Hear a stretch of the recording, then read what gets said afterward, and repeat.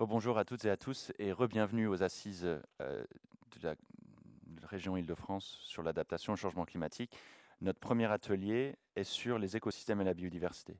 Quelles mesures mettre en place pour promouvoir la préservation de la biodiversité des écosystèmes dans le contexte de changement climatique? Vous venez de voir à quel point ça va justement affecter les sols, les différents écosystèmes, la biodiversité doit s'adapter constamment au changement climatique et c'est pas toujours facile d'ailleurs pour les espèces, pour la faune et la flore de s'adapter.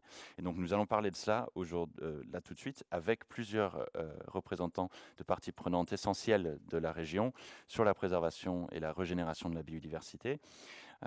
Et donc j'ai le plaisir d'accueillir Maude Lelièvre, qui est présidente de l'Union internationale pour la conservation de la nature France, l'UICN, qui a tenu d'ailleurs son grand congrès, l'UICN international, à Marseille il y a quelques mois, sur la biodiversité. Magali Charmet, qui est directrice régionale de l'Office français de la biodiversité, créé depuis quelques années sous l'égide du gouvernement, une sorte d'homologue de l'ADEME, si je puis dire, mais on a maintenant cette structure depuis quelques années qui agit pour la préservation de la biodiversité dans différents domaines sur le territoire national. Emmanuel Duchérimont, responsable de la délégation de la Ligue pour la protection des oiseaux Île-de-France, une des ONG, une des associations les plus historiques en France pour la protection de la biodiversité, et pas juste les oiseaux d'ailleurs, c'est important de le préciser, mais cette action historique essentielle.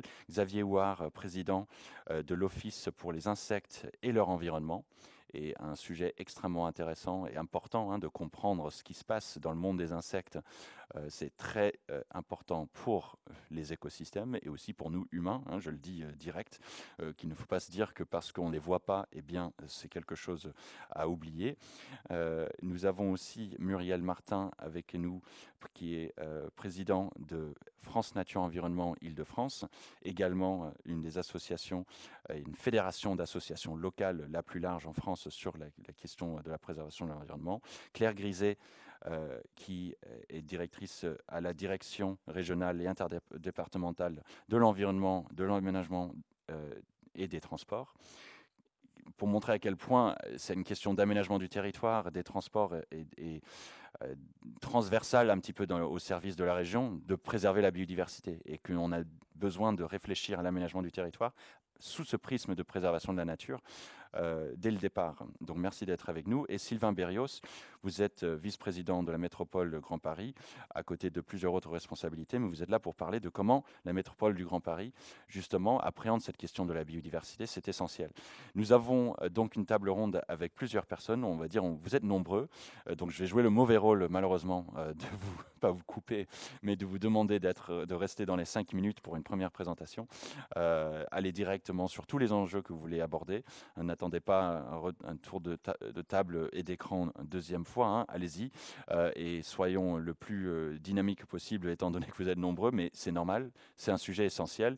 Je réitère que vous pouvez intervenir et proposer des solutions et des idées à l'adresse mail assiseclimat@île-de-france.fr. Assiseclimat au pluriel, assise et tout attaché, assiseclimat@île-de-france.fr. Et je redonne la parole à notre vice-président du Conseil régional, Yann Verling, en charge notamment de la biodiversité, mais aussi du climat et de la transition écologique, pour parler de cet enjeu biodiversité.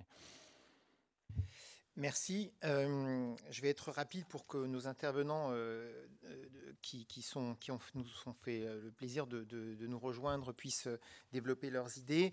Le sujet des impacts sur la biodiversité est un sujet qui est assez important en réalité, parce qu'au-delà de la question des impacts sur la biodiversité, c'est aussi un impact sur nous-mêmes.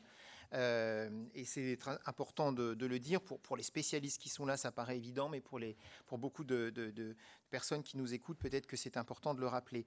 D'abord, dire que le changement climatique à l'œuvre qui impacte la biodiversité est d'ailleurs considéré comme un des 5 facteur majeur d'érosion de la biodiversité dans le monde aujourd'hui, tel qu'il a été identifié par les scientifiques au niveau mondial, parce que le changement climatique affectent les espèces animales et végétales, les habitats aussi. C'est parce qu'ils affectent d'ailleurs les habitats qu'ils affectent les espèces animales et végétales. Et en Île-de-France, on note déjà, d'ores et déjà aujourd'hui, qu'un certain nombre d'espèces animales, par exemple, sont en train de progressivement disparaître du fait de l'inadaptation du climat à leurs conditions de vie. L'hermine, la mésange boréale ou la vipère péliade commencent à disparaître. Alors c'est un indicateur préoccupant. Des végétaux aussi sont en train de modifier, et puis ils sont affectés aussi par des maladies, on le sait, dans les forêts, un certain nombre d'arbres aujourd'hui sont affectés par des maladies, mais même pour les cultures aujourd'hui, les fruitiers par exemple, sont des éclosions précoces ou des gels tardifs qui peuvent nuire à la production de fruits. Et tout ça, ce sont des réalités aujourd'hui de plus en plus présentes. Et puis, on a la plaie aujourd'hui des espèces exotiques envahissantes qui envahissent les espaces naturels et là aussi prennent la place d'autres espèces qui étaient présentes avant. Donc ce sont des impacts malheureusement irréversibles sur le vivant. On peut en diminuer les impacts et on peut essayer de contenir un petit peu cette situation. Moi, je rappelle simplement un point, c'est que par rapport au grec qui nous a fait une démonstration tout à l'heure assez évidente, c'est que l'érosion de la biodiversité, elle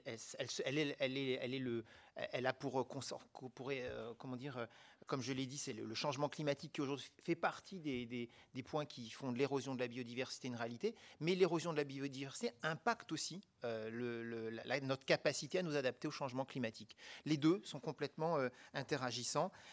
Et puis, je rappelle que quand je disais que ça nous impacte nous, aujourd'hui, encore une fois, je cite des chiffres qui sont donnés au niveau international, près de 50% du PIB mondial dépend de la biodiversité. Donc vous devinez bien que l'impact sur la biodiversité, ça va de plein fouet atteindre nos économies.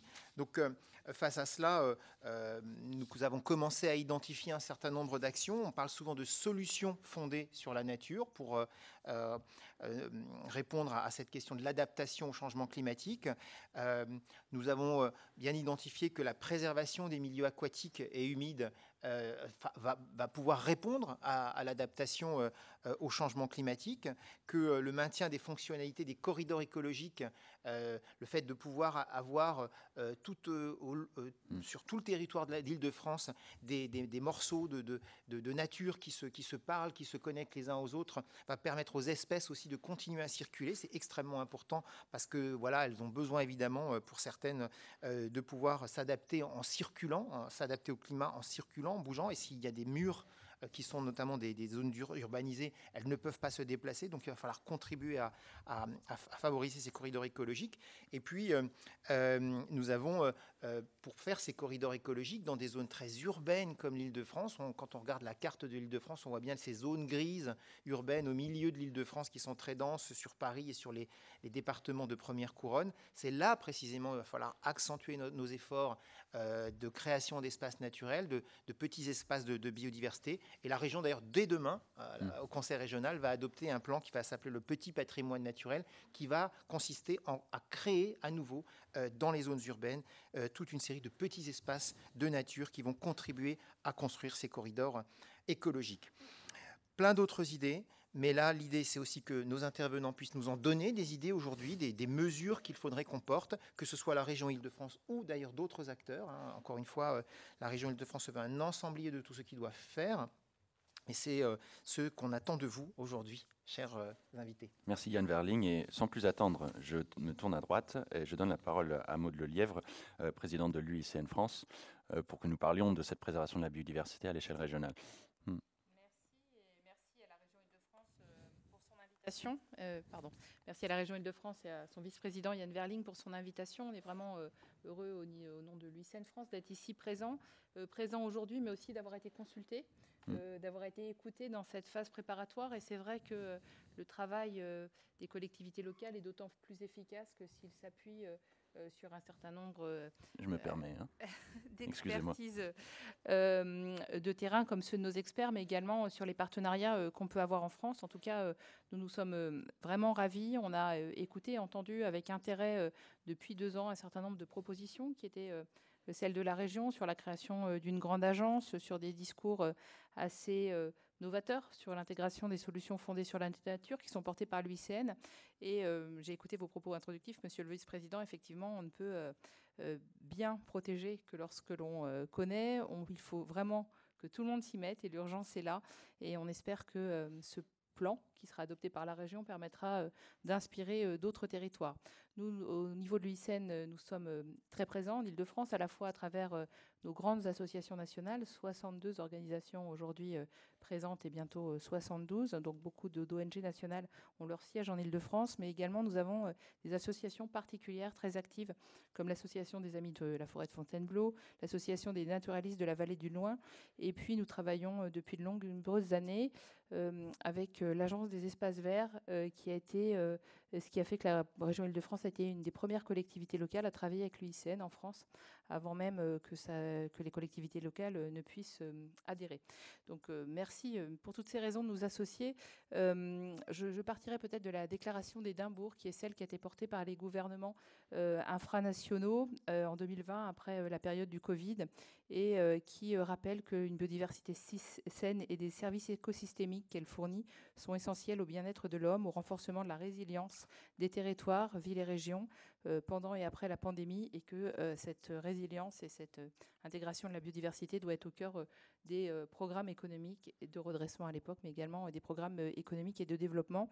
C'est une déclaration qui a été portée par les gouvernements infranationaux et qui est toujours portée dans le cadre de la préparation de la conférence des parties qui aura lieu en Chine cette année. Concernant l'UICN, nous avons, nous, une réponse qui est d'abord celle des solutions fondées sur la nature. Les changements climatiques se combinent avec d'autres pressions, vous l'avez rappelé, qui dégradent et fragilisent la biodiversité, donc la dégradation et la fragmentation des milieux naturels, la surexploitation des espèces, les pollutions, les espèces exotiques envahissantes, et ils entraînent un accroissement de la fréquence et de la gravité des risques naturels. Deux objectifs dans ces solutions fondées sur la nature et la nécessité de les intégrer à tous les niveaux. D'abord, l'atténuation. Les écosystèmes jouent un rôle important dans le cycle global du carbone. C'est donc pour nous un objectif au cœur du plan climatique qui devrait être le vôtre demain. La moitié, dans le monde, les écosystèmes naturels absorbent la moitié des émissions de CO2. Les aires protégées renferment 15% des réserves de carbone. Enfin, toutes ces données sont connues au plan international. Et puis, deuxième objectif, celui de l'adaptation, puisque les écosystèmes préservés ou rénovés ont un effet tampon sur le climat et réduisent les risques naturels.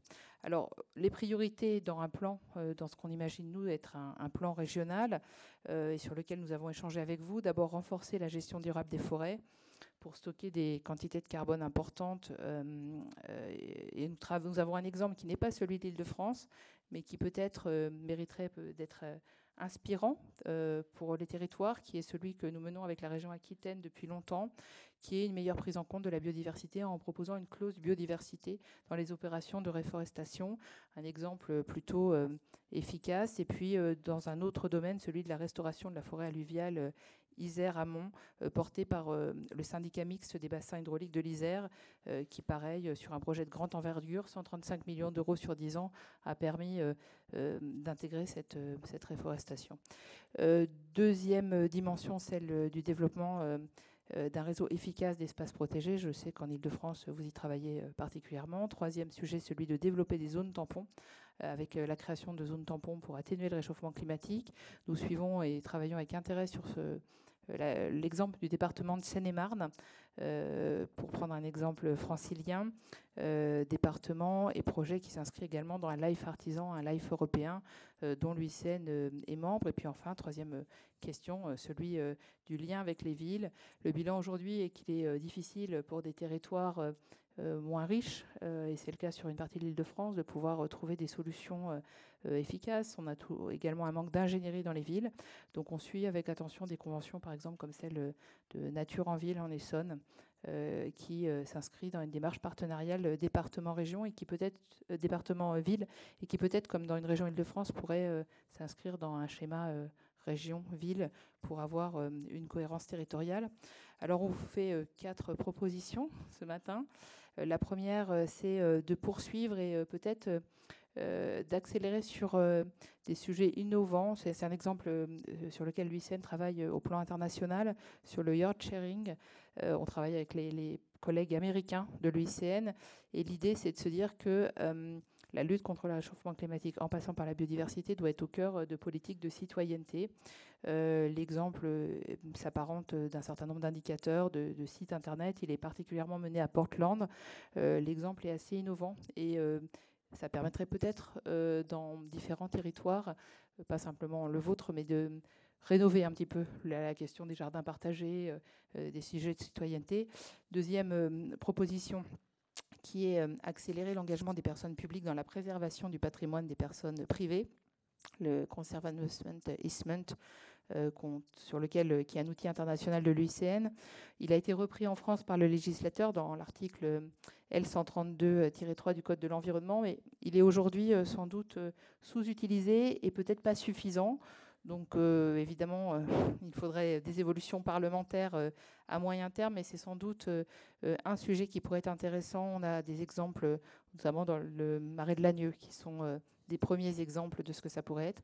Troisième sujet qui est vraiment un sujet région pour ce plan d'adaptation, qui est la formation professionnelle. On manque vraiment d'ingénierie écologique et à la fois en formation professionnelle continue, mais également peut-être avec la création de nouvelles filières, de nouvelles possibilités de développement professionnel pour les jeunes. Ce serait vraiment au cœur des politiques que pourrait mener la région. Et puis enfin, dernier sujet qui s'éloigne un petit peu du territoire, mais pas de vos ambitions, qui est la question de la coopération décentralisée. Il est extrêmement difficile d'avoir des politiques de coopération décentralisée qui appuient, notamment sur le lien biodiversité-climat, qui appuient des politiques de terrain et qui ne soient pas de l'investissement. Ce n'est pas simplement le cas des politiques de coopération de la région, c'est le cas également des politiques qui sont menées par l'AFD. C'est toujours difficile de pouvoir lier les obligations qui sont celles d'une région et les besoins de terrain. Et on l'a vu pendant la crise du Covid, on a, nous, au sein de l'UICN, beaucoup de partenariats, des programmes d'investissement dans des ONG locales. Et la principale demande, c'était de pouvoir poursuivre la connaissance, le maintien d'une situation de garde ou de préservation contre le braconnage, de formation, d'inclusion des femmes. Et tout ça, c'est pas de l'investissement, c'est de la gestion. Et c'est très difficile pour les ONG de terrain, notamment en Afrique, de pouvoir trouver un support. Donc, je ne sais pas si ce sera possible, mais ça peut faire partie de vos pistes. Merci.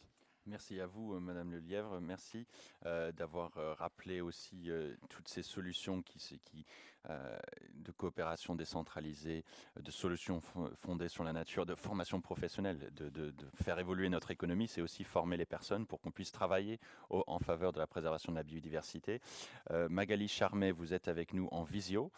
Et donc, je vais vous donner la parole dans quelques instants. Juste soyez patients avec nous. On a quelques secondes de technique pour cette transmission-là, mais vous êtes à la direction régionale, excusez-moi, de l'Office français de la biodiversité. J'ai résumé rapidement les missions de cet office, mais elles sont très très vastes. Il y a la question de l'eau, le travail avec l'agriculture, avec les chasseurs, avec nombreux domaines de notre société, si je puis dire, sur la biodiversité. Je vous donne la parole, Magali Charmet, merci d'être avec nous. Et on ne vous entend pas encore, mais ça serait tardé. Je pense que c'est votre micro qui va se débloquer. Et voilà. Est-ce que là, vous m'entendez ? Très bien. Très bien, merci. Bonjour à tous. Merci de me laisser cet espace pour pouvoir vous donner quelques informations, quelques aspects sur le sujet que la région veut traiter et qui me semble particulièrement important. Tout d'abord, vous dire que l'OFB et la direction régionale Île-de-France en particulier travaillent en collaboration étroite avec la région, notamment au travers de l'Institut Paris Région et de l'Agence régionale de la biodiversité. Donc, nous sommes des partenaires au sens propre du terme. Et nous avons beaucoup de réflexions et de moments de travail sur ce sujet du changement climatique et de l'adaptation au changement climatique. Et c'est vrai que l'Institut Paris Région est vraiment un atout parce que c'est un observatoire de l'aménagement du territoire. Et comme vous l'avez très bien dit, ce sujet est lié directement à ces questions d'aménagement du territoire. Et donc, en Île-de-France, on voit bien, hein, on est dans des conditions qui sont quand même très, très, très particulières avec un urbanisme une urbanisation très dense, hein, très, très développée, en tout cas en cœur de région, même si on a des départements de grande couronne où là, l'urbanisation se dessert et où on a de grands espaces agricoles et naturels. Néanmoins, on a cette urbanisation très dense avec des continuités écologiques qui sont soit inexistantes, soit dégradées. Et évidemment, sont des conditions qui sont non réunies pour l'adaptation au changement climatique dans la mesure où les espèces n'ont pas de possibilités ou ont peu de possibilités de déplacement et en plus ce manque de continuité écologique engendre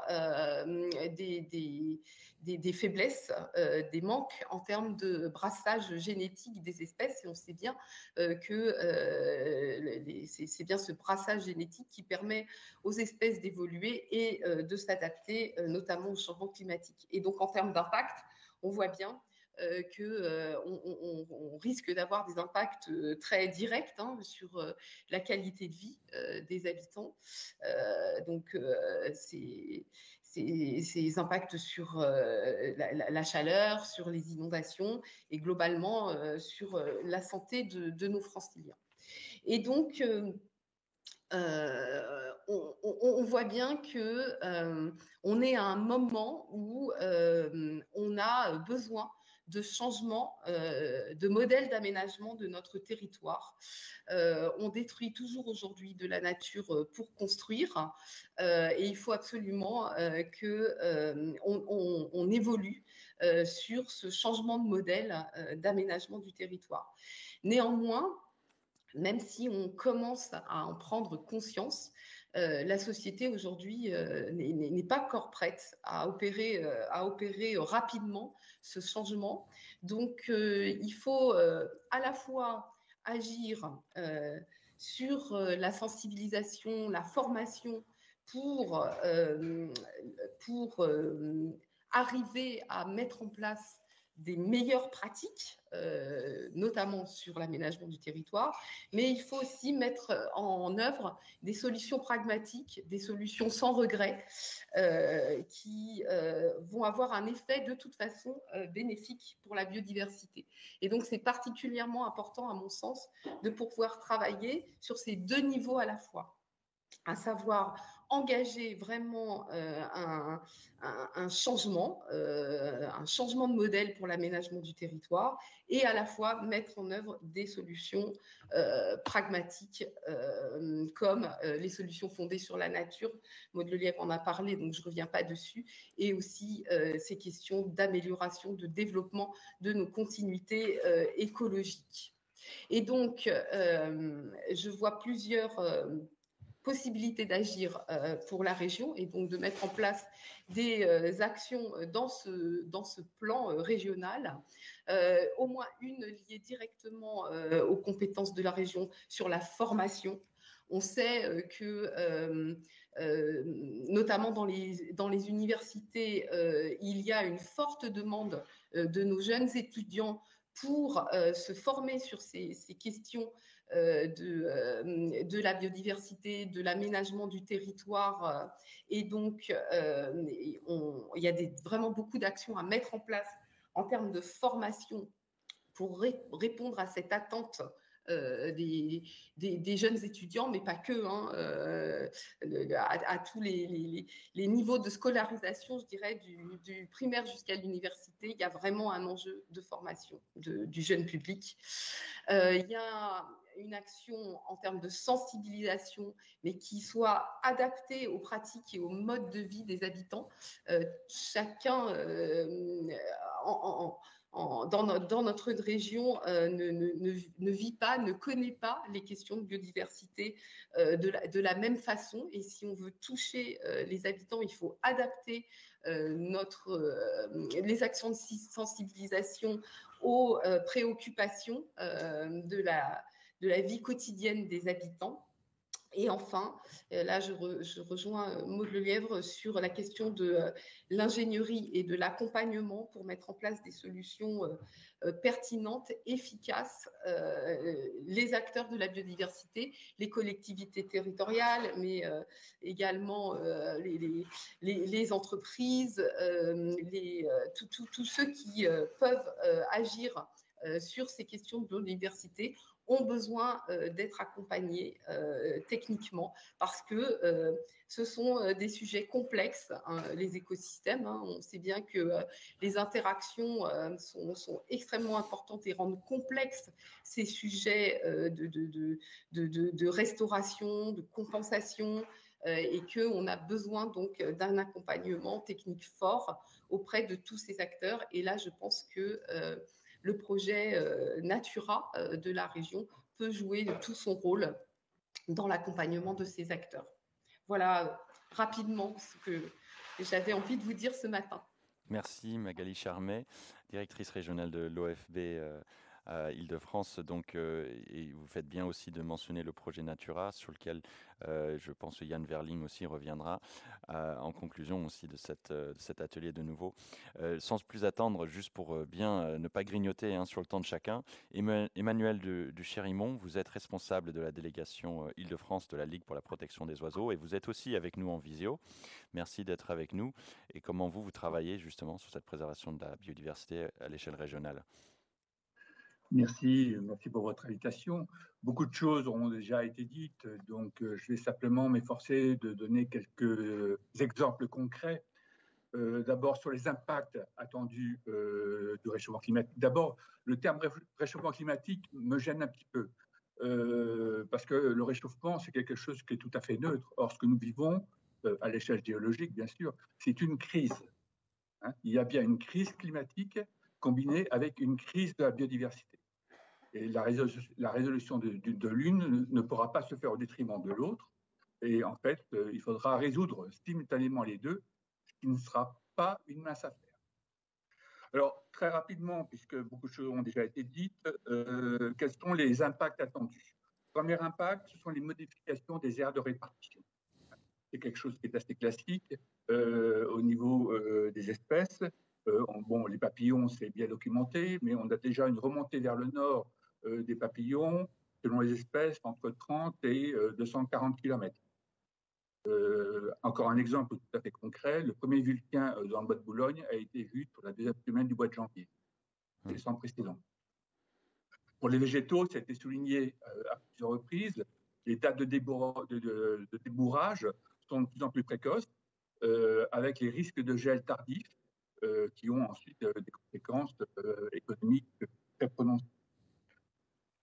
Simplement, trois exemples pour vous montrer cette modification des aires de répartition. Les oies cendrées qui hivernaient principalement en Espagne, aujourd'hui, elles ont pris l'habitude d'hiverner en France et donc elles ne traversent plus les Pyrénées. Autre exemple, lui qui est bien connu, les cigognes blanches. Les cigognes blanches, elles hivernent principalement de plus en plus maintenant dans le sud, dans l'ouest de la France. Le premier département qui accueille les cigognes blanches, ce n'est pas l'Alsace, comme on pourrait le croire, c'est les Charentes-Maritimes. Eh oui, c'est quelque chose qui est peu connu, et pourtant, si vous voulez voir des cigognes, allez plutôt dans les Charentes-Maritimes. Et donc, aujourd'hui, les cigognes, au lieu de migrer vers l'Afrique, même l'Afrique tropicale, préfèrent rester en France, et de plus en plus. Inversement, il y avait des oiseaux qui avaient l'habitude de passer la mauvaise saison, l'hiver, chez nous, sous nos latitudes, et qui maintenant restent beaucoup plus au nord, et donc qu'on ne voit plus. Hein. Donc, trois exemples également, la macreuse noire, l'alouette oscole. L'alouette oscole, maintenant, pour aller la voir, pour aller la mettre dans les jumelles, comme on dit, il faut aller au moins sur la mer Baltique. Et puis, la fameuse linotte à bec jaune, Il y a une note avec jaune. Maintenant, pareil, il faut aller sur la mer Baltique pour essayer de la contacter. Donc ça, c'est le premier impact, modification des aires de répartition. Deuxième impact, c'est la modification des cycles des espèces, des oiseaux. Alors, on pense bien sûr à la migration.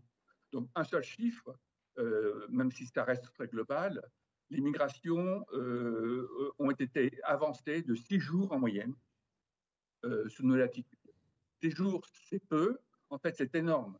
C'est énorme parce que quand on entre dans le détail, il faudrait faire le distinguo entre les oiseaux migrateurs au long cours, donc des oiseaux subsahariens qui traversent la Méditerranée, qui ensuite traversent le Sahara, et les oiseaux, je dirais, petits migrateurs, entre guillemets, qui s'arrêtent en Afrique du Nord. Et on voit très bien que les dates de migration, aussi bien prénuptiales que post-nuptiales, donc au printemps et à l'automne, sont modifiées dans des proportions, on documente, mais qui sont croissantes. Ça pose un problème, ça pose un énorme problème parce que la coévolution entre les proies et les prédateurs, très simplement entre les oiseaux et les insectes, faisait que le retour de migration coïncidait avec le pic d'abondance des insectes. Aujourd'hui, il y a une désynchronisation. Et donc, il y a des espèces qui reviennent. Le pic d'abondance, quand elles commencent à nicher, le pic d'abondance est passé. Un seul exemple, vous prenez par exemple le gomme-mouche. Le gomme-mouche, lorsqu'il revient, niché sous nos latitudes, le pic d'abondance des chenilles est passé, alors que c'est sa nourriture principale au début, juste après son retour sous nos latitudes. Et donc, en conséquence, bien sûr, on voit cette population s'effondrer. Ce que j'ai dit sur l'avifaune, je pourrais dire exactement la même chose pour la biodiversité marine. C'est toute la biodiversité, d'ailleurs, qui est affectée par ces modifications de zones de répartition et par ces modifications qui se traduisent donc par des effondrements. Petit point, l'exemple du gomme-mouche noir que j'ai pris tout à l'heure montre une chose, c'est qu'on ne peut plus, l'impact du réchauffement climatique ne peut pas simplement s'apprécier par rapport à une espèce.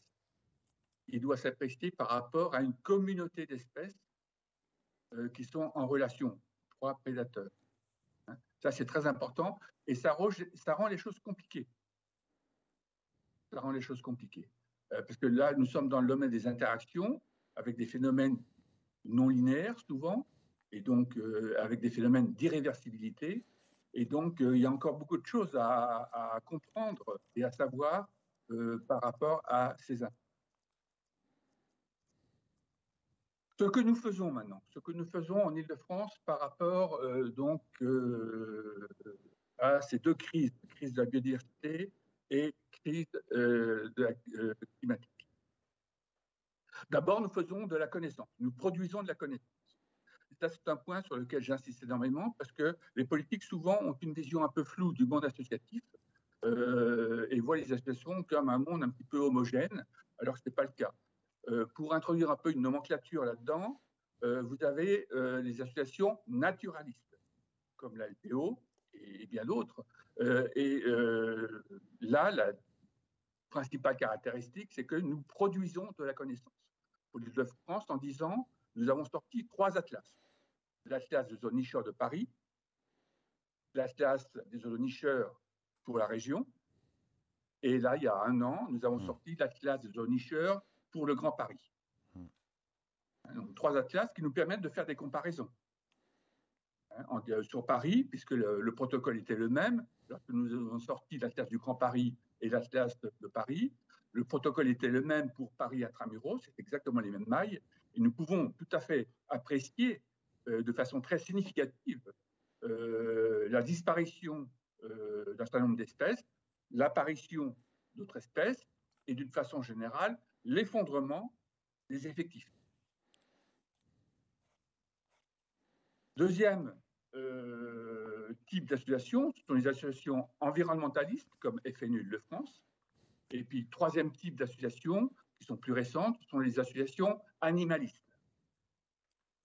Donc voilà, un peu de nomenclature, ça permet de mettre un peu de clarté sur le monde associatif, parce que souvent, je suis surpris que les politiques ont une vision par trop vague, par trop homogène ou trop lointaine de ce monde-là.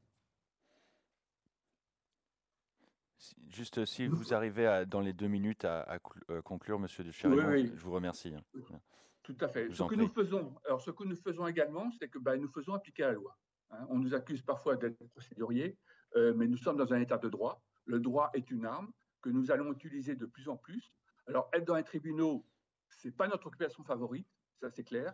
Nous préférons être sur le terrain, mais nous nous battons avec les armes dont nous disposons. Donc, dans un état de droit, c'est le droit. La fameuse rule of law, c'est la suprématie du droit. Beaucoup ne l'ont pas encore compris d'ailleurs, mais bon, espérons que ça vienne. Et puis, nous intervenons également, mais de façon apolitique. La LPO est une institution apolitique, donc on ne peut pas intervenir dans un débat partisan, mais il faut absolument, nous sommes en relation constante avec tous les responsables politiques pour leur montrer l'urgence de ces deux crises, crise climatique et crise de la biodiversité. Enfin, très rapidement, ce que nous attendons. Ce que nous attendons, c'est que la crise de la biodiversité soit gérée au même niveau, au moins au même niveau que la crise climatique. Ça, c'est quelque chose d'indispensable. On ne pourra pas gérer la crise climatique indépendamment de la crise de la biodiversité. On ne pourra pas gérer la crise climatique, je prends un exemple concret, en mettant par exemple des éoliennes partout, y compris dans les zones Natura 2000 ou dans les couloirs de migration. Ça ne marchera pas. Et nous bloquerons. Donc, ce que nous attendons, c'est que les crises soient appréhendées au même niveau. Et c'est une condition nécessaire, d'ailleurs, pour avoir un minimum d'efficacité. Ce que nous attendons également, ça c'est au niveau de la classe politique, c'est du courage. Parce qu'il faut bien comprendre que les gravités combinées de ces deux crises font qu'aujourd'hui, ce qui est impossible sera nécessaire demain. Je prends un exemple, encore une fois très clair. Le prochain pic caniculaire à Paris, c'est 45 degrés. On a déjà oublié qu'on a dépassé les 43. 45 degrés, maintenant, regardez, concrètement, c'est quoi? Regardez vos modes d'emploi de tous vos appareillages électriques. Le bon fonctionnement est garanti jusqu'à 45 degrés. On en est là.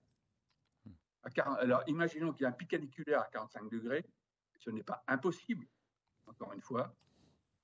Les habitats haussmanniens, ce sont des passoires thermiques. Peut-être qu'il faudra évacuer Paris. On en est là. Donc, ce qu'on demande à la classe politique, c'est de ne pas être à la remorque de l'opinion publique, mais de la précéder. Parce que les gens ne comprennent pas ce qu'est la crise de la biodiversité. Les gens ont une vague opinion, une vague idée de ce qu'est la crise climatique. Il y a quelque chose qui m'a frappé au mois de janvier. Il y a eu quelques journées très printanières et les présentateurs météo à la télévision présentaient ça comme une excellente nouvelle. Tout le monde avait un grand sourire. Il faisait 20 degrés le 4 janvier ou le 5 janvier. C'est une catastrophe. Merci, Monsieur Ducharimont. Merci beaucoup. Et c'est très louable aussi de rappeler que ces deux crises n'ont pas de priorité, pas plus importante l'une que l'autre. Effectivement, il faut les traiter en même temps, au moins au même niveau de priorisation.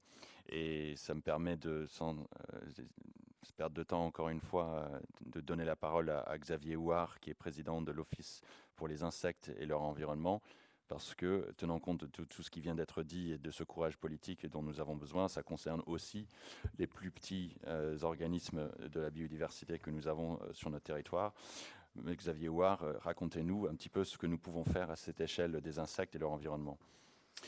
Alors, merci beaucoup de nous avoir invités. Vous avez vu, dès qu'on demande un petit peu la biodiversité, on va chercher les insectes pour essayer de comprendre, stigmatiser un petit peu les traits de ce qui se passe exactement. Et M. Ducharimont nous l'a précisé en introduction. Il ne faut absolument pas mettre en opposition ces deux crises. C'est la même crise. Et nous, on pense, scientifiques entomologistes, qui qu'on peut régler la crise du climat par les solutions apportées par la nature et par la résolution de la crise pour la biodiversité en premier.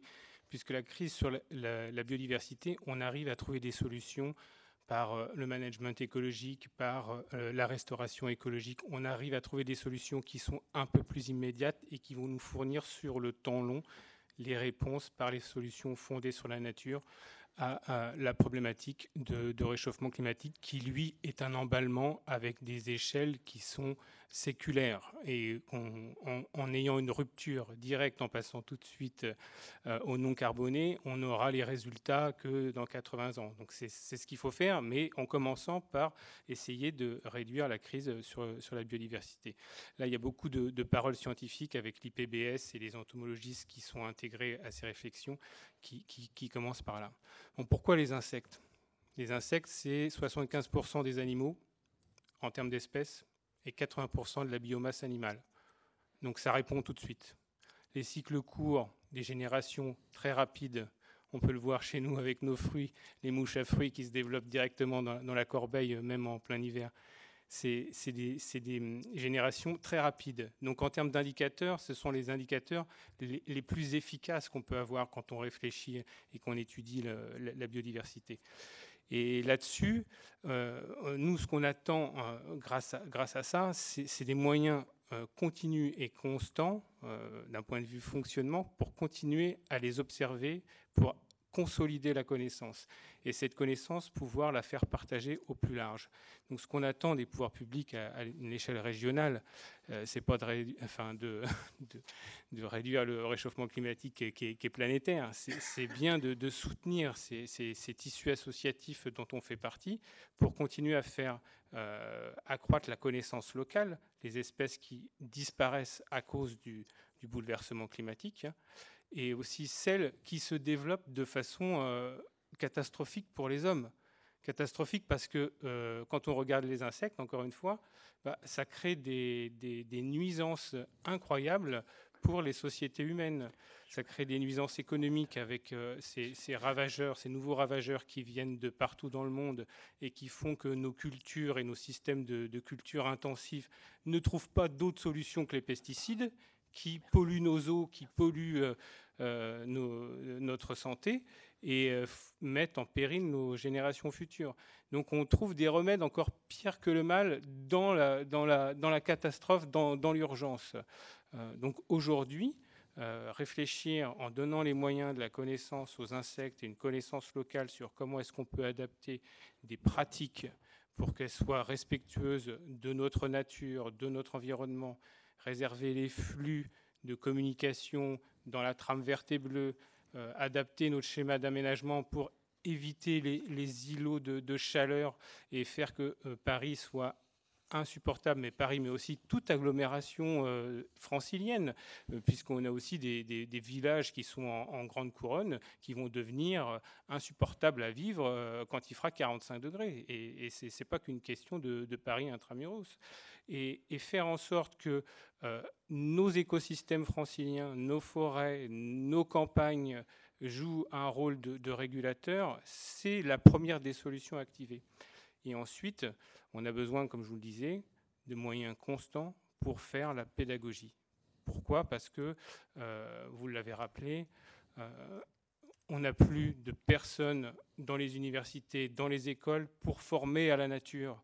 Donc il faut que ce soit des associations où il y a encore les derniers sachants sur les sujets qui puissent faire la pédagogie. Et pour ça, par exemple, il y a des dispositifs qui ne sont pas encore suffisamment dotés, les dispositifs d'appel à projet biodiversité en région, auxquels les associations maintenant sont assez habitués, des mécanismes qui permettent de développer des programmes vertueux d'amélioration de la pédagogie auprès de tout type de citoyens, et puis de développer les programmes de connaissances pour que tout le monde devienne acteur de ce changement. Parce que vous les avez rappelé, les solutions fondées sur la nature, elles sont connues, mais elles ne sont pas suffisamment partagées. Et aujourd'hui, on n'est plus dans le pourquoi, on est vraiment dans comment faire. Donc il faut des techniciens et des citoyens qui sont sachants du pourquoi pour pouvoir passer véritablement à l'action. Voilà, je vous remercie. Merci à vous, Monsieur Ouar. Et puis, cette dernière phrase, elle est superbe. On n'est plus dans le chercher pourquoi, on est dans le comment faire. C'est extrêmement important de se rappeler cette urgence. Muriel Martin, vous êtes présidente. Je suis coprésidente. Coprésidente, c'est bien de le préciser. Voilà. Non, mais la gouvernance aussi, c'est une question de transition écologique. Donc, vous êtes coprésidente de France Nature Environnement Île-de-France. Les solutions sur le terrain, ça, c'est quelque chose que FNE connaît, puisque je sais que votre rôle, c'est de valoriser aussi les associations locales sur le terrain. Parlez-nous un petit peu de votre action sur la biodiversité et comment vous interprétez ça à l'échelle de l'Île-de-France. Merci. Oui, nous fédérons environ 400 associations de protection de l'environnement et de la nature en Île-de-France, réparties dans les 8 départements. Et nous sommes la tête de réseau. Et notre objectif majeur, c'est d'informer les citoyens, de faire remonter les constats, les mobilisations de nos adhérents sur le terrain. Nous sommes des lanceurs d'alerte, il faut bien le dire, et des lanceurs d'alerte sur un certain nombre d'opérations que nous dénonçons avec vigueur. Nous participons aussi à toutes les commissions, les concertations, donc on n'est pas là que pour critiquer, on est là pour participer, se concerter avec les institutions, et puis quand il faut, comme le disait mon collègue du Chérimont, quelquefois on va en justice parce que finalement, quelquefois et souvent, le rapport de force, c'est ce qu'entendent un certain nombre de maîtres d'ouvrage. Alors, sur la question, les impacts du changement climatique, moi je dirais que comme beaucoup de choses ont été dites, je voudrais me centrer sur l'artificialisation des sols. Parce qu'en fait, dans une région capitale, une région très, très urbaine comme la nôtre, c'est l'extension urbaine, ce sont les constructions qui sont responsables de l'artificialisation des sols. Et comme vous le savez, c'est une des causes, vous l'avez dit, du changement climatique et de l'érosion de la biodiversité. Alors, effectivement, la densification urbaine extrême, elle est facteur génératrice d'îlots de chaleur et elle se développe bien sûr au détriment des espaces verts, des espaces de nature. Et je voudrais faire une focale sur la pleine terre.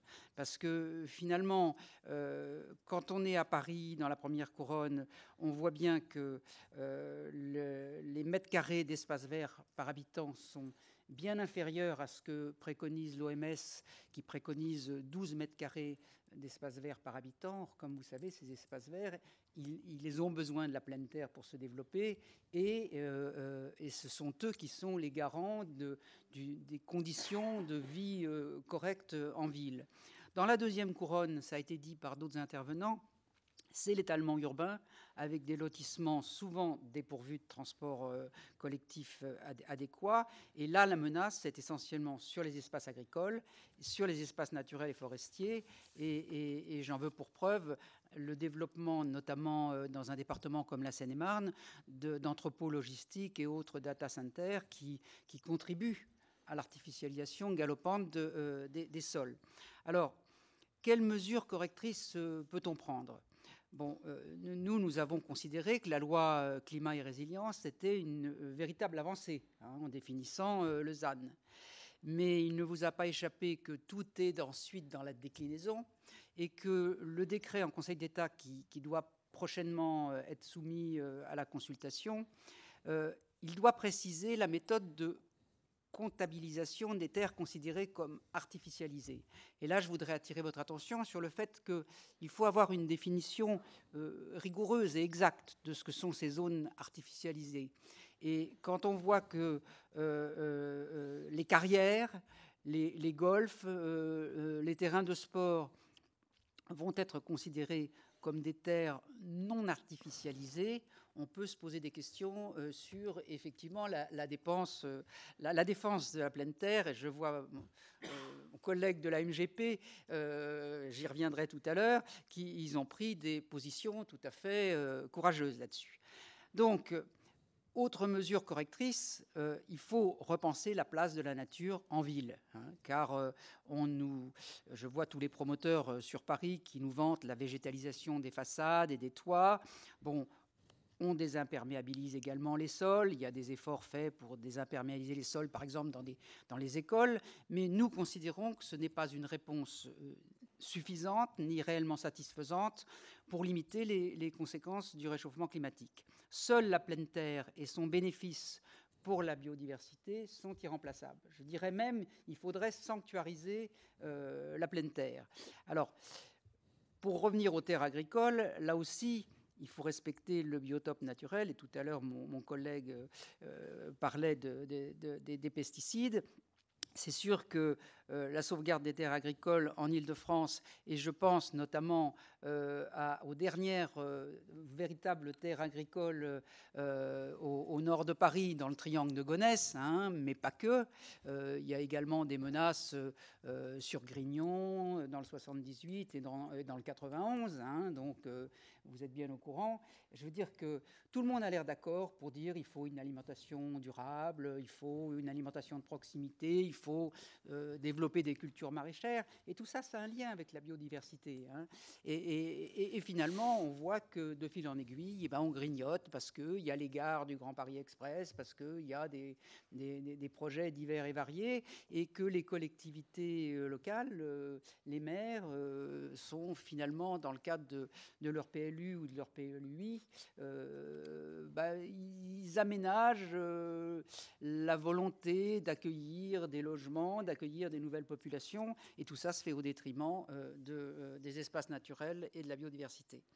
Alors, pour être rapide et laisser de la place aux orateurs suivants, moi je dirais que nos attentes, nous en tant qu'association, vis-à-vis des pouvoirs publics, pour accompagner ce mouvement de transition écologique, c'est une question essentiellement de choix politiques et économiques. Mes collègues associatifs l'ont dit, hein, je veux dire que ne nous cachons pas derrière notre petit doigt, et je dirais de courage, comme vous l'avez dit, et faire passer l'environnement au rang de premier pilier du SDRIF. Alors je sais que le Conseil régional, et nous nous félicitons de cette annonce, veut faire du SDRIF un SDRIF-E en ajoutant l'environnement, mais nous les prenons au mot et nous voulons que soient constituées des réserves de biodiversité, qu'on développe des trames vertes et bleues pour une véritable continuité des corridors écologiques, et nous souhaitons que le dialogue s'établisse aussi pour la préservation des terres agricoles qui nous semble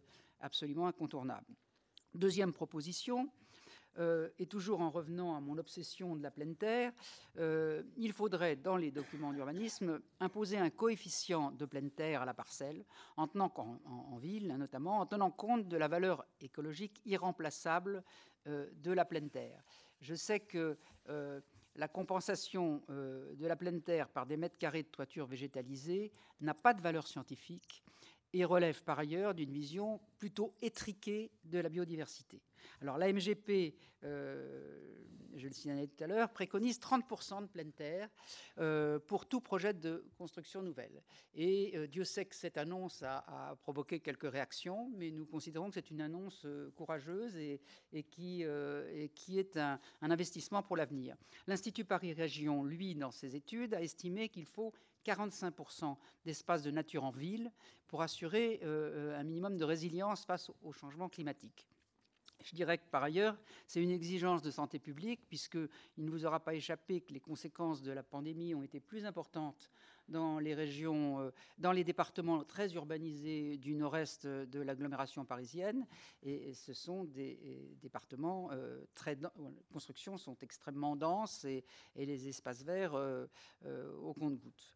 Troisième proposition, préconiser la fermeté des services instructeurs sur la notion de compensation. Je sais que la directrice de la DRIAT va prendre la parole après moi, mais je dirais que cette fermeté, elle est indispensable, parce que on vérifie que finalement les mesures d'évitement et de réduction sont marginalisées dans la séquence ERC au profit de la compensation. Et la compensation, souvent, elle est difficile à projeter dans une région où la pression foncière est aussi importante. Hein. Je veux dire que là, c'est une réalité. Hein.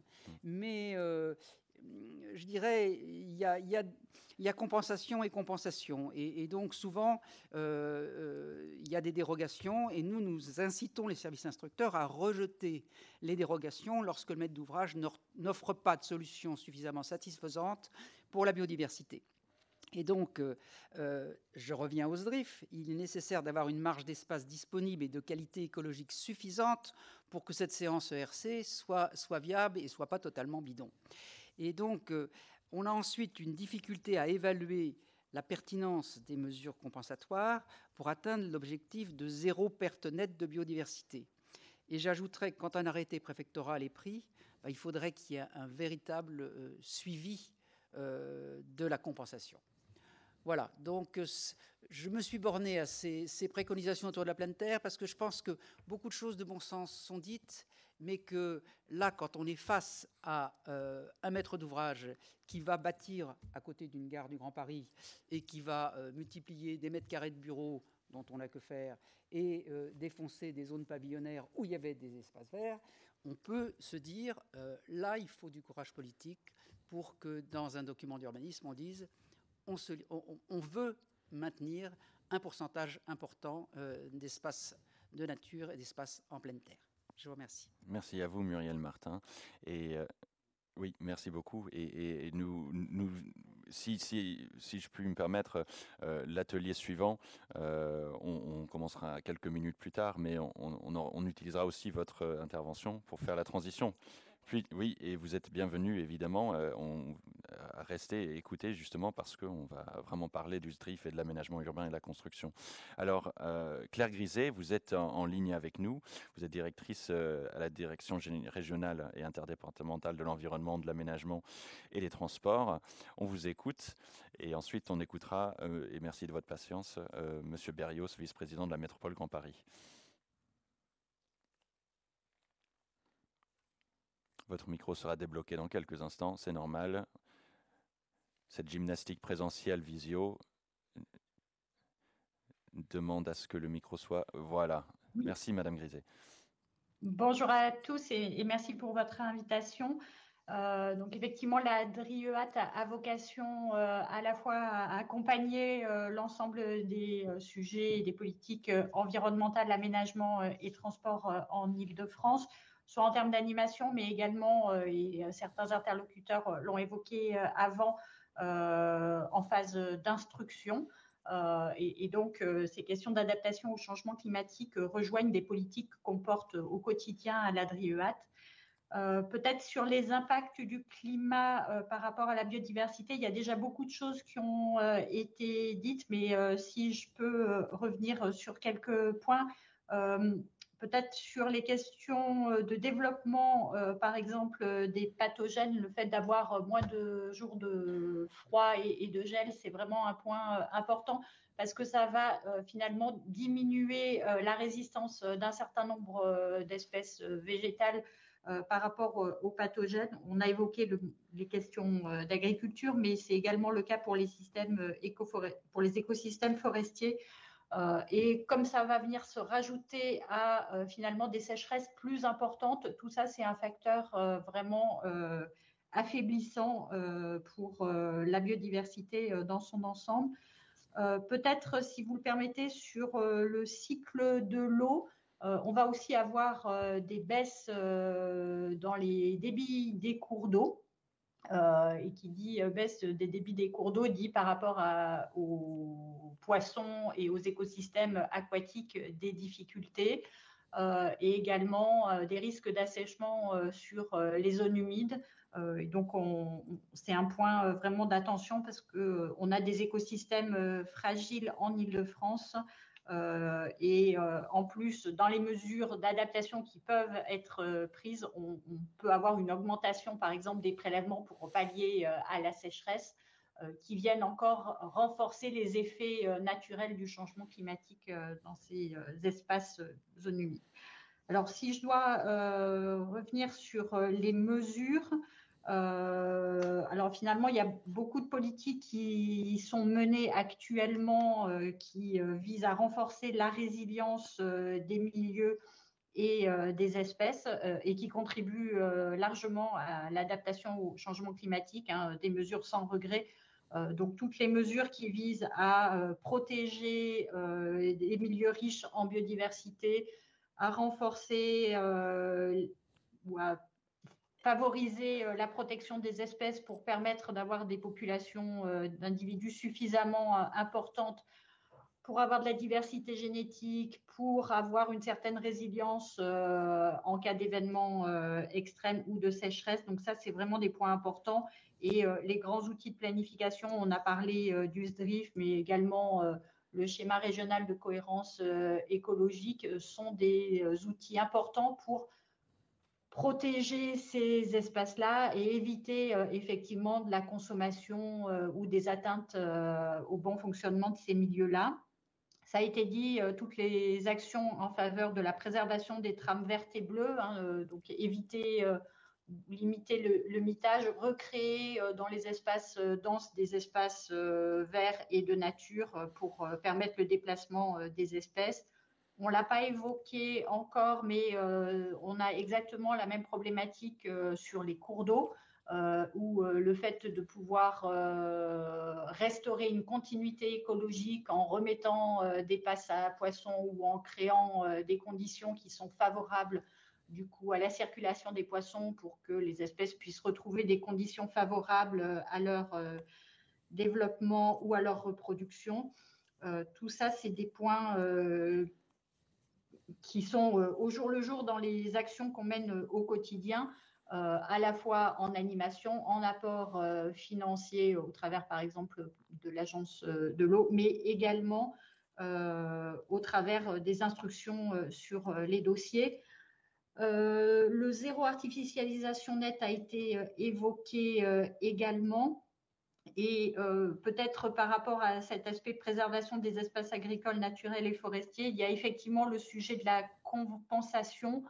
Arriver à trouver des espaces de compensation des projets si la séquence éviter et réduire, qui est vraiment la priorité, n'a pas pu suffire à réduire l'impact. Trouver des espaces de compensation à proximité des projets d'aménagement qui rendent cette compensation nécessaire et effectivement s'assurer derrière de la fonctionnalité de ces compensations. Peut-être sur les zones humides ou d'une façon plus générale sur la question de l'eau, l'objectif est vraiment par tous les moyens d'utiliser le sol et de renforcer la capacité du sol à être une éponge.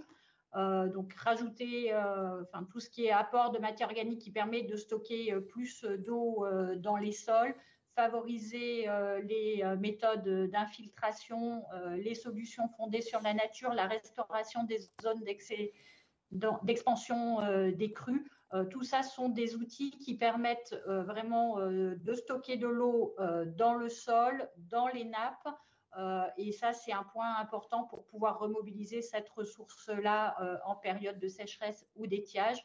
Le stockage dans les nappes, c'est entre guillemets pas cher. Il n'y a pas d'évapotranspiration et donc de pertes liées à l'augmentation des températures et on peut remobiliser la ressource quand on en a besoin. Et puis peut-être, si vous m'autorisez, encore un point par rapport aux questions d'eau, puisque l'eau, c'est le point indispensable à la fois pour la végétation et la vie en général, une nécessité de favoriser tout ce qui est mesure de sobriété par rapport aux différents usages de l'eau.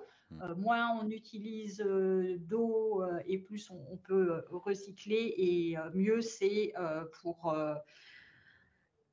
puisqu'on aura des quantités d'eau en été dans les cours d'eau, par exemple, moins importantes. Et peut-être la dernière mesure sans regret, ça a déjà été dit, c'est travailler sur tout ce qui est limitation des rejets de polluants, baisse des rejets dans les cours d'eau. Si on garde les mêmes niveaux de rejet de polluants et qu'on a 20 à 30% de débit en moins en été, ça veut dire une dégradation de la qualité de l'eau d'une façon générale.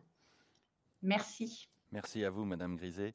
Et nous tournons vers Sylvain Berrios, vice-président de la Métropole du Grand Paris, pour notre dernière intervention sur ce sujet.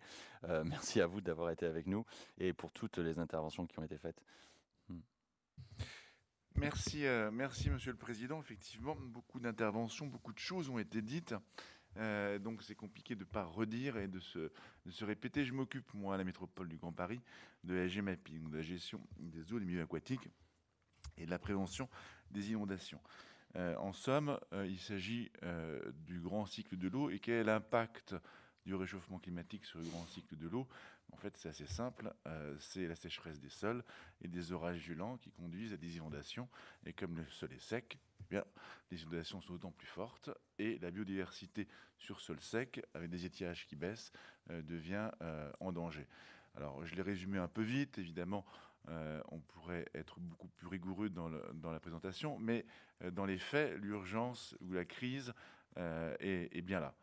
Alors, qu'est-ce que nous devons faire par rapport à tout ça ? Tout à l'heure, j'entendais le courage politique. Moi, je pense que d'abord, c'est important que nous puissions tous nous rassembler sur les mêmes objectifs. Et Monsieur le Vice-président, ces assises régionales nous permettent tous de nous rassembler. C'est déjà un premier point, je crois, positif. Pour ce qui concerne plus spécifiquement l'eau, et comme vient de le rappeler Madame Griset, l'eau, j'ai tendance souvent à dire que l'eau c'est la vie. C'est le symbole dès lors que l'eau et notre qualité d'eau est bonne, c'est le symbole que notre qualité d'urbanisation est bonne. Pour préserver l'eau et notre trame bleue, eh bien, il y a de tout dans tout. Il faut pouvoir préserver notre trame verte, on l'a beaucoup dit. Il faut pouvoir préserver notre trame brune. C'est le fameux 30% minimum de plein de terre intégré dans le SCOT métropolitain. Alors, ça nous permettra d'ailleurs de glisser tranquillement vers le SDRIF, dont on parlera tout à l'heure. Mais je crois que c'est important que cet objectif de pleine terre demeure.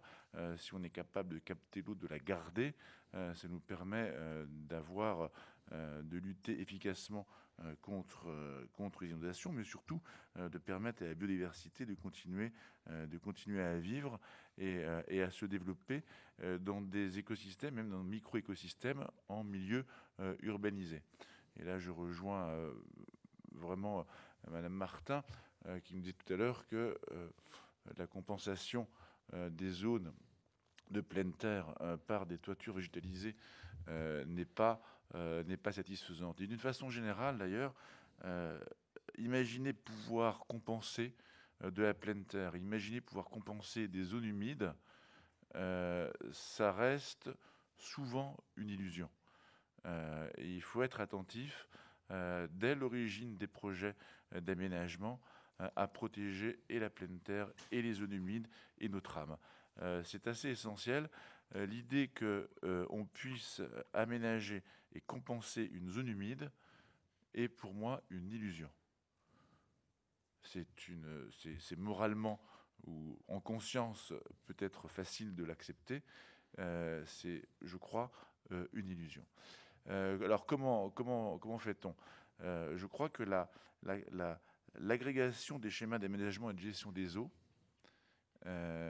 nous permettra de pouvoir intégrer dans nos schémas de cohérence territoriale, dans le SDRIF, mais également dans les futurs PLUI qui sont en train de se constituer un peu partout, des éléments suffisamment directifs pour que très en amont, on puisse prendre en compte la trame bleue, la trame verte, la trame brune.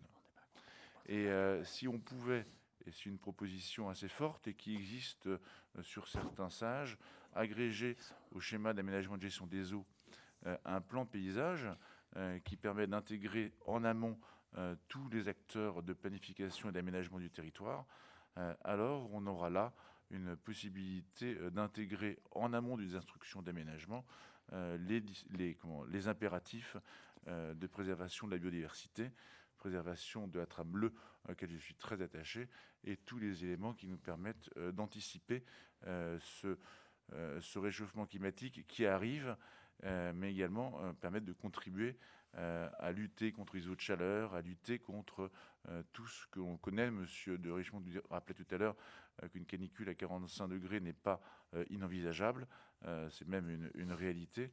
Eh bien, intégrer très en amont des projets d'aménagement, des schémas d'aménagement de gestion des eaux et des plans paysagers permettent de donner une direction claire aux aménageurs de ce que la région la métropole, les départements, les communes, les territoires souhaitent pour l'avenir. Donc voilà un peu, je ne vais pas être trop long parce que je sais qu'on a déjà largement débordé, mais je crois que c'est important. Et permettez-moi d'insister, Monsieur le Président, sur le fait que la compensation est peut-être satisfaisante d'un point de vue de la conscience politique, mais je ne crois pas que ce soit satisfaisant d'un point de vue de la réalité des choses. On ne peut pas supprimer des zones humides, on ne peut pas passer à côté de la récolte des eaux de pluie. Ce sont des choses qui doivent être intégrées très en amont, et on ne doit pas se donner bonne conscience en disant que l'on peut compenser par ailleurs. Les compensations in fine n'existent pas. Merci beaucoup, Monsieur Berrios, et vous faites bien d'être très clair sur cette question des zones humides, qu'il ne faut absolument pas oublier pour leur service qu'elles apportent, autant à l'humain que notre activité économique et bien sûr la nature. Yann Verling, on fait un mot de conclusion pour ensuite enchaîner sur cette table ronde qui est très liée à celle de maintenant. Yann Verling, toutes ces solutions proposées, ça fait réagir évidemment. Oui, et vu le temps qu'on a, je vais simplement dire merci à tous nos intervenants pour les propositions qu'ils ont émises. Merci à la MGP pour sa présence, parce qu'on va devoir travailler ensemble sur ces questions d'eau, effectivement, parce que c'est des collectivités comme la vôtre et au-delà de la MGP, dans la Grande Couronne, toutes les collectivités qui ont la compétence GEMAPI avec lesquelles nous allons devoir travailler ensemble pour consolider un travail sur cette question essentielle qui est effectivement l'eau. Vous l'avez dit aussi, on l'a bien identifié, on va en avoir trop, et à la fois on va en avoir pas assez. C'est le paradoxe des impacts du changement climatique, et je suis 100% d'accord avec vous. On a une richesse que sont les zones humides, il faut les préserver absolument, et puis il faudra en créer à nouveau, de nouvelles, les restaurer, parce qu'il n'y a pas meilleure éponge à l'adaptation et à l'eau, tant quand il n'y en a pas assez que quand il y en a trop, que les zones humides. Donc sur ce point-là, on est totalement d'accord. Je suis tout à fait d'accord aussi avec l'importance qui a été soulignée de renforcer la formation, de renforcer l'ingénierie dans les territoires, parce que à tous les niveaux, demain, l'adaptation au changement climatique, ça doit devenir un réflexe, ça ne doit pas simplement être un coup tous les 5 ans, c'est vraiment au quotidien qu'il va falloir faire de l'adaptation, donc il faut de la formation et de la sensibilisation, ça me paraît absolument essentiel. On va justement enchaîner maintenant sur la question de l'aménagement du territoire, du SDRIF, et mon collègue Jean-Philippe Dugoin-Clément va animer cette séquence. Bien évidemment que la question du ZAN, de l'artificialisation, de la désartificialisation, de la désimperméabilisation sont des sujets importants, parce que voilà, les zones humides, c'est d'une certaine manière, on absorbe les crues. La désimperméabilisation, la désartificialisation, c'est permettre à l'eau d'arrêter de ruisseler et de s'infiltrer dans les sols. Et donc ça, c'est un message évidemment très important en termes d'aménagement du territoire. Il faut qu'un certain nombre d'erreurs qui ont été commises par le passé ne soient plus du tout commises à l'avenir. On est 100% d'accord. Et puis bien évidemment, je l'ai dit depuis le début, d'autres l'ont dit aussi, il faut lier climat et biodiversité. Il y a évidemment un co-bénéfice à construire chaque fois que nous ferons quelque chose en faveur de la biodiversité. Nous savons que nous agissons pour le climat, et quand nous agissons pour le climat, nous le ferons d'autant mieux que nous considérerons la biodiversité comme un allié du climat, et vice-versa. Voilà. Et je finirai simplement par dire que je vous invite quand même à aller en Alsace voir les cigognes, parce il y en a beaucoup là-bas aussi, et c'est bien d'aller en Alsace, c'est une très belle région. Voilà. Merci Yann Verling, merci aussi de cette dose de, pas d'humour, hein, c'est les animaux et la nature, c'est un plaisir aussi, et il faut se le rappeler, parce que agir en heureux, Yann Arthus Bertrand l'a dit, aussi en étant à proximité de cette nature que nous avons besoin de préserver. Donc profitons-en nous, mais de manière à faire évoluer nos comportements. Merci à chacune et à chacun d'avoir été dans cet atelier, d'avoir prêté à l'exercice en très court, exposer des propositions très concrètes. Et j'invite encore une fois toutes les personnes qui nous écoutent de se faire en envoyant un mail à assise au pluriel climat tout attaché, @île-de-france.fr. Nous enchaînons avec l'atelier suivant et je remercie encore nos intervenants d'avoir été avec nous. Petite pause technique, le temps que j'invite sur scène et que nous accompagnons nos intervenants de l'atelier précédent. À tout de suite pour l'atelier adaptation appliquée à l'aménagement urbain et à la construction.